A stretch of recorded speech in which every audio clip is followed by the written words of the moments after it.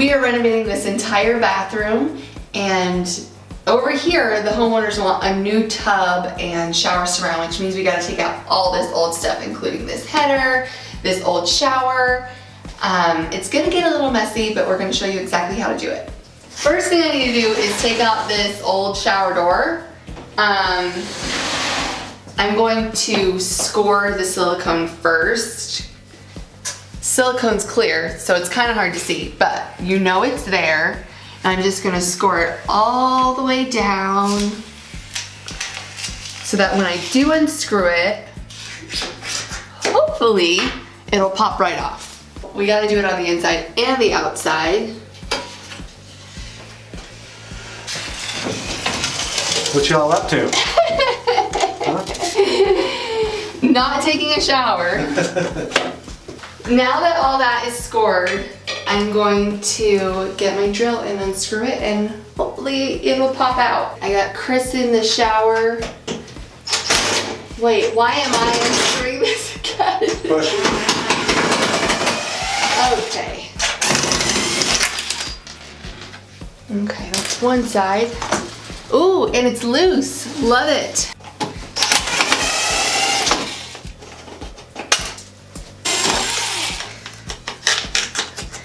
Okay, moment of truth. Let's see if this comes out. Booyah! Ooh, it's falling apart. I think the top part will lift off the bottom. Okay. And then we'll take the bottom off separately. Here, I'll bottom it. And then this one, it actually has two more additional screws right here where the doors met. They're a little rusted over, so let's see if we can get these out. Just gonna try to, they were so rusted over, they just popped right off.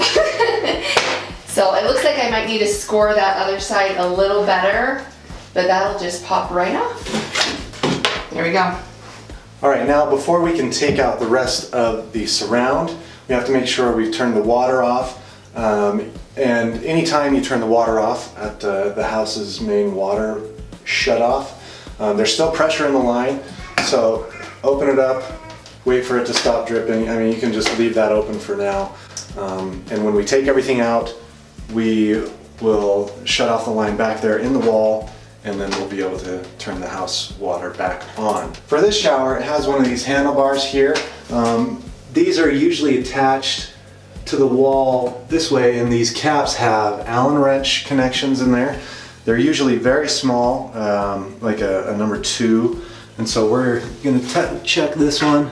That looks like, yeah, that's it. So we'll take out all these little tiny screws all around here, and then we'll be able to remove this from the wall.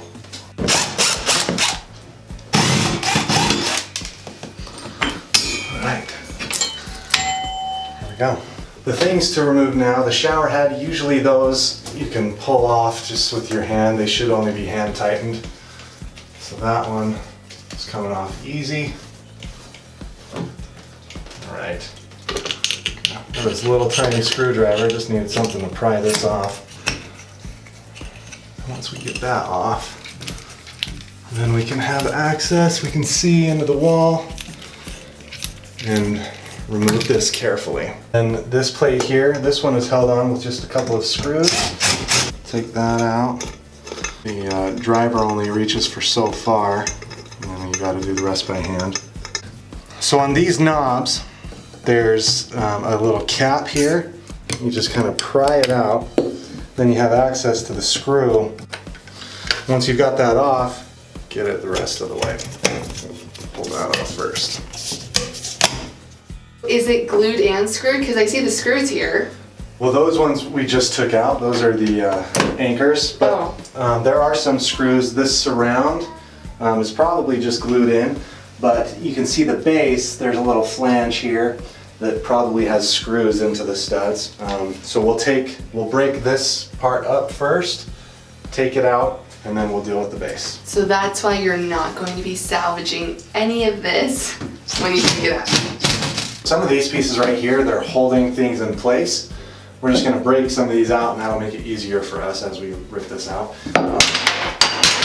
Just hit it with a hammer. Just like with the shower doors, there's silicone on these edges. We're going to run our knife along that just to loosen it up. Take our pry bar right in the back of that. Just give it a pull.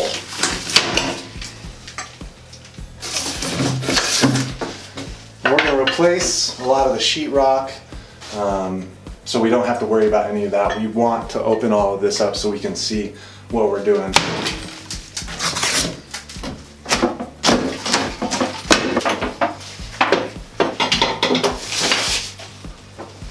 Now that we have the old fiberglass surround out, I'm going to leave the tub, the shower bottom in place. I'm going to start working on the soffit up here. You never know what is in these, and so you don't want to just go hammering into it too aggressively before you can get a look in there. So we're just going to kind of tap through it, break some pieces out, take a look, and then if it's all clear, then we'll be a little more aggressive with it.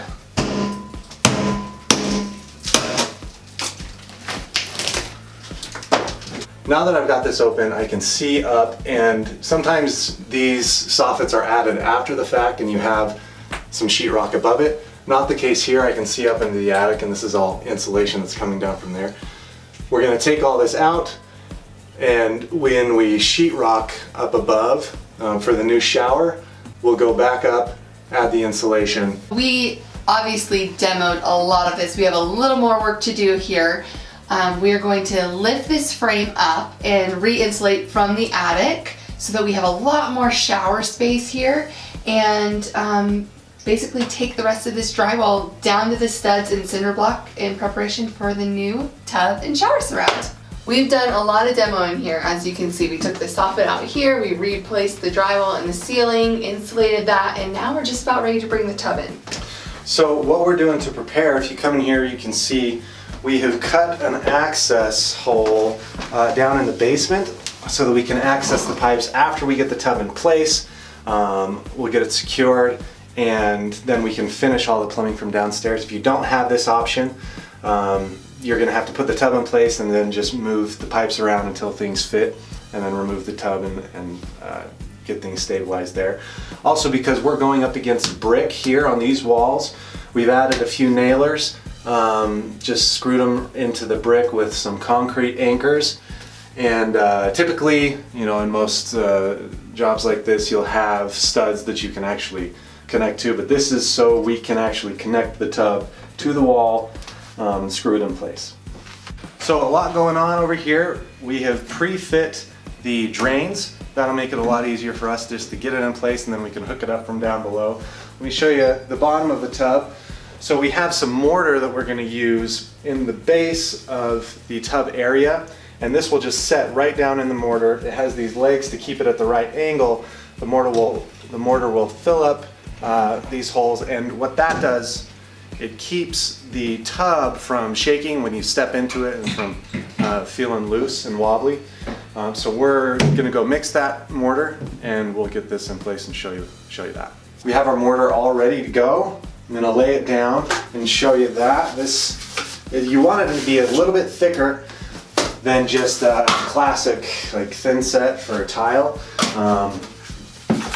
Kind of difficult to pour. We're just going to pull it out.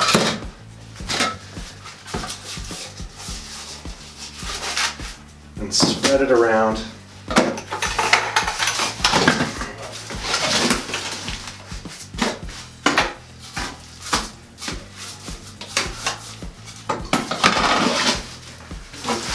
There we go. Okay, so we'll just go ahead, rake it up a bit.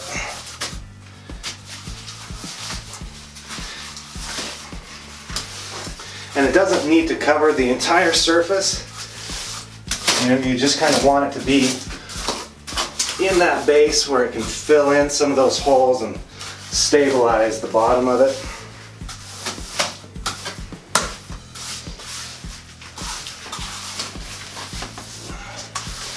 get up along the sides here. This is where the pipes will go down. So of course we want to avoid that area. Of course the base of the tub doesn't go all the way up and all the way to the edges, so just getting in the center. You know, there's no measurements or anything that you need to follow. Just get it kind of in that area. And once you've got it spread out, then we are ready to add the tub. Okay, so set the front in. Oh, this lip up here is stuck.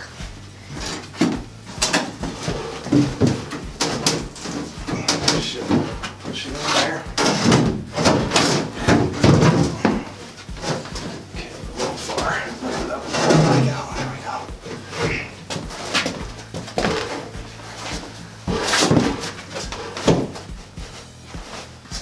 All right, now that it's in place, Should I like we're gonna get in it? we're gonna just kind of work it down a bit. Probably the And there it goes. best way to do that. Go for a little soak. That's probably not the best way, but it is entertaining.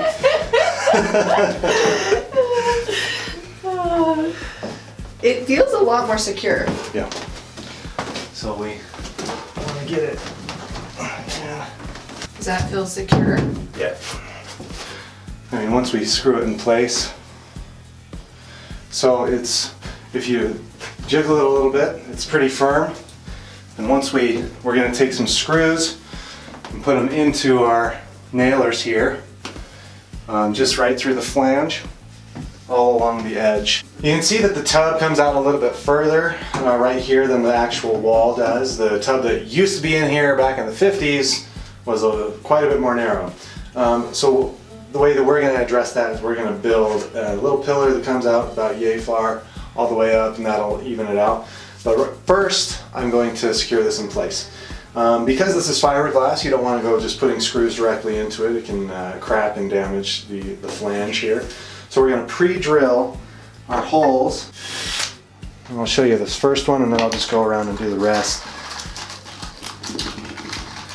And then we've just got these little fasteners.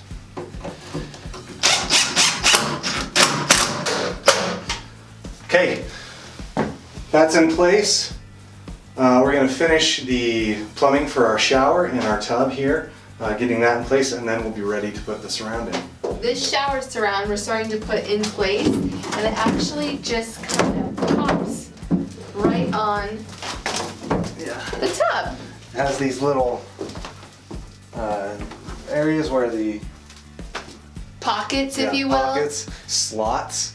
What else could you call it? So this, because we're up against concrete here, we need to attach to this. We're going to have a wall covering that'll go up in front of the flange here, but we still need to get this secured to the wall. We have a bunch of these holes that we can start from. I'm going to use this drill, and I'll mark some spots in the concrete. Then we'll pre-drill the hole. We'll take this off, pre-drill the holes, and put some anchors in that we can screw. If you're not screwing into concrete, Just right into the studs. Yeah. and then you would sheetrock or tile over this flange Right. regardless. Exactly. The cool thing about this surround is it has pre-marked little kind of starter holes, so it makes it a little easier. Okay, we've got it marked. We'll take this off. Jules, you want to help on that side? And then pull your side out first.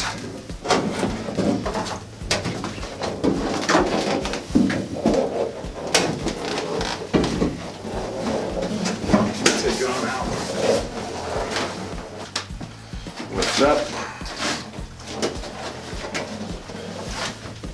So we put a few dots of liquid nails on the top flange.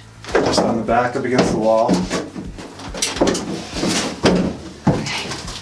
I think it's in. Nope. Nope. Is Is mine in? No. There you go. All right. Okay, now it's in. So yeah, we put the liquid nails back here, and that'll keep it from vibrating once it's actually attached to the wall. And screws.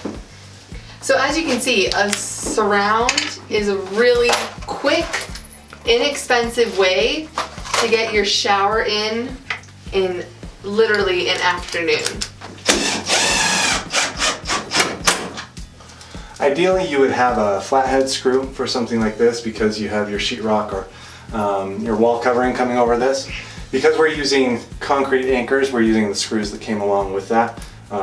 But it'll be fine once we actually put the wall covering on. We'll compensate for that by making little notches out on the back of the board. And that way the board can just sit flush right against it. This back wall went on really easy. It was right flush with the old concrete surface, which is nice. These two side walls we have to do some prep on in order to have an area that we can actually secure the flange to. So if you peek right around here, you can see there's a big gap right here. And so what we need to do is we need to add some nailers going across right here where the flange is going to sit all the way across. And then we'll have a place to attach that. 3. We've got our nailer loosely in place. We can move it around as we put this in place and get it situated just right. But before we can put this side piece in, we have to cut out the holes for the shower controls and the tub spout. So I'll lift it up, put it in place, measure, mark on the back, and then we will use a keyhole saw to cut our holes, and hopefully they will fit perfectly. We mark the holes and we cut them. You can see down here these little lips right here in this channel, those are your guides for getting this in. So you lift it up above these holes, slip it in the channel, and then it'll slide down in. These little knobs will slide right in here. So, and then hopefully we cut correctly and it all fits.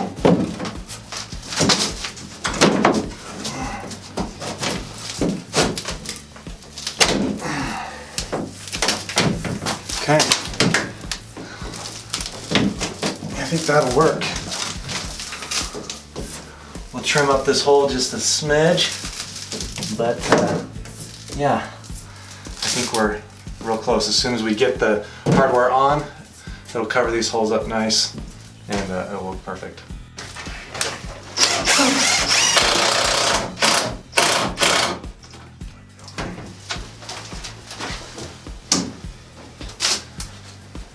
Now that this is in place and we've got a level across here, I'm going to pre-drill a couple holes here, get this in place, and then we will do the same thing on the other side. Alright. Okay, so we got the shower insert, the tub surround all put in place. And we're going to attach it to the wall. Everything is kind of hodgepodge right now. We're dealing with, you know, some old architecture. There's variation of materials. Hopefully your space has, you know, just 2x4s around it and they're all level. But we'll get everything leveled out here and we will start in on the wall covering, and that will look awesome. And that's really going to tie all these things together, especially right here on the edge. Once we get this beam in, it'll look great. We're now adding the wall treatment on around. We've started on this wall. We're going to redo the trim here to cover up some of these seams. Now it's time for us to do around the shower. So you see I've covered up the flange on the side here from the shower, and we're going to add these pieces up here. Before you add the pieces, you want to make sure that your debris is clear from up here. We have some pieces of concrete left over. Anything that's up there, as soon as you set your stuff in place, it could make it uneven. So you have to pull it off. So we're going to just wipe that clear right now, just with a paper towel or cloth or something. We have our pieces that we've been cutting, and this is a great product. It's a pre-painted shiplap product you can order special through Lowe's. It's Matri brand. And because it's pre-painted, we just put it up and you don't have to worry about it. There's some little scuffs here that we'll go through and we'll wipe off, but I love this product. They send you everything that you need with it. There's a little wax stick to cover up any nail holes that you need to make. Because we are over concrete, most of this we're doing with liquid nails. Another thing, what is most common for a shower surround is just to do the, if you're right up against the studs, you put the sheetrock right over top and you finish it out that way. We chose this product. We think that it will look really special in here, so we're going to put that up here. I just got some paneling liquid nails, and we want to put it in some fairly thick lines. And a lot of people just go down like that. You can waste a lot of your adhesive doing that. If you just do it thicker in a few spots, it'll grip on to the wall. Especially these older homes, the walls are already a bit uneven. This can help compensate for that. Okay, we put this up right in place, and it's holding right there. We're going to add some crown treatment up around the top, and so I'll probably add a nail here, just up into this nailer, and that'll hold it in place as the glue dries. If you don't have that option, you can take your time, make sure that it's there in place and it won't fall down, and yeah, you should be good. We've got more boards here cut, and we'll just start adding these around and get this all finished in. The tub surround is done and it looks so good. We finished the paneling up here and caulked the seams between the surround and the paneling for a nice waterproof sealant.